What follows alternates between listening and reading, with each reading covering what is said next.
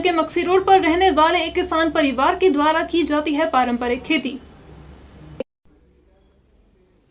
और इस खेती में नहीं किया जाता है किसी भी प्रकार की दवाई खाद का उपयोग। गायों के गोबर से बनाई जाती है खाद और अपनी गायों के गोबर से कंप्लीट किए हुए खाद को डाला जाता है खेत के अंदर और उगाई जाती है फसलें। इस किसान परिवार ने अपने घर पर करीब 15 से ज्यादा गायों को पाल रखा है जो देसी गाय है और इन देसी गाय के गोबर से खाद बनाकर की जाती है खेती। अपनी खेती में पपीते का बगीचा, हल्दी, मूंगफली, ज्वार लगाई जाती है और शुद्ध स्वदेशी पद्धति पर खेती की जाती है। अपने खेतों की फसल में यह परिवार न तो कोई विदेशी दवाई का छिड़काव करता है और न ही कोई विदेशी दवाई का उपयोग करता है।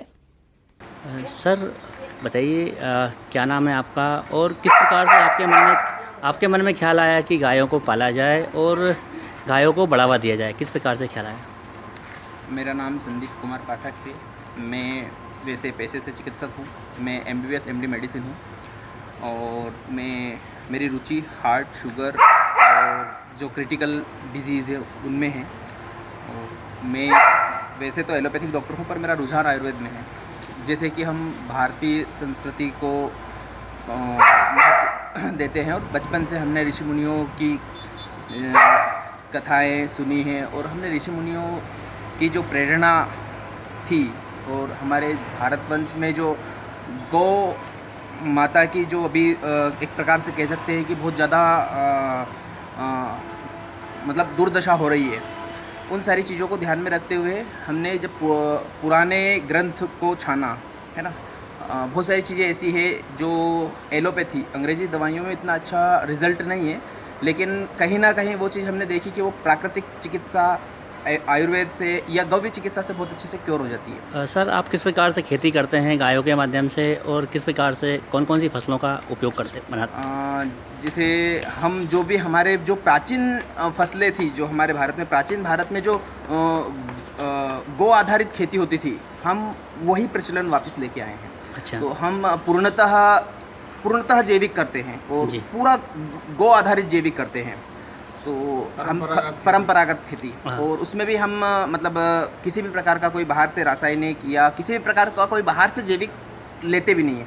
हम जो भी दवाई बनाना है, खाद बनाना है, जो भी कुछ बनाना है वो हम यहीं से गौ माता के से ही बनाते हैं। अच्छा, इसी का उपयोग करते हैं। कीटनाशक भी बनाना है हमें, ताली वो होती है ना, 10 पराली काढ़ा बोलते हैं जिसको, जो 10 कड़वे पत्तों या अन्य पत्तों से बना करके उकाल करके उसमें गौमूत्र और छाछ का उपयोग करके हम वही उपयोग। सर सोयाबीन नहीं बोते आप इसकी? हाँ, सोयाबीन से क्या है कि एक तो हमारे जो खेत है उसकी उर्वरक क्षमता भी कमज़ोर होती है और वो सोयाबीन पानी ज़्यादा लेता है। अच्छा, अब फिर आप कौन सी फसलें बोते हैं, क्या रहता है?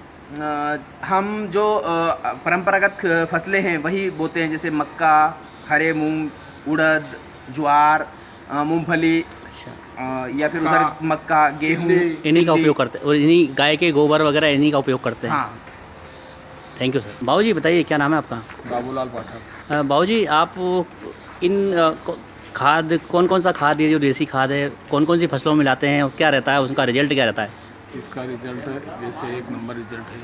ज़मीन को बिल्कुल भुरभुरी बना देता है और हम केचुआ खाद इससे बनाते हैं। गोबर से केचुआ छोड़ के केचुआ 3 महीने में 1 नाडे का केचुआ खाद बन जाता है। करीबन 30 बोरी मेरे पास 5 ये नाडे बने हुए हैं। तो हम ये सब इकट्ठा करके वो 1 बीघे में 5 बोरी के हिसाब से केचुआ खाद देते हैं और रासायनिक बिल्कुल नहीं देते। कितनी गायें पालते हैं आप? हमारे पास 15 गाय है। अच्छा। देसी गाय 15।